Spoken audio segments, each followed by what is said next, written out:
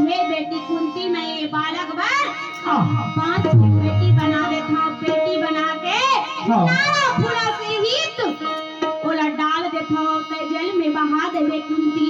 वाह वाह भाई। ऐसे करके जो है भैया मुरलीधर कन्हैया जो है बांस के पेटी बना दी। अच्छा। अब पेटी बना करके जो है भाई नारा फूला सहित वो बालक ला डाल के जल में बहा दी। जल में बहा दी भाई। और बहाए के बाद में किथे हे कुंती अब तय घर जा बेटी जा। ऐसे करके ओला घर भेज दी भैया। आओ मुरलीधर कन्हैया जो है अंतर ध्यान हो गए भाई, हो गए। तो जो है भैया एक केवट रही से। अच्छा।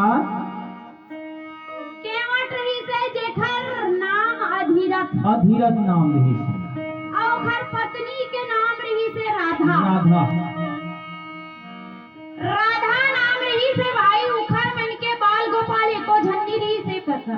हाँ बाल गोपाल एको झंडी रही से भैया उखर मन के चौथा पन आगे रही जैसे कि राजा दशरथ है अपन चारों बेटा ला चौथा पन में पाई पैसा ले नहीं। तो देखा भाई अधीरथ केवट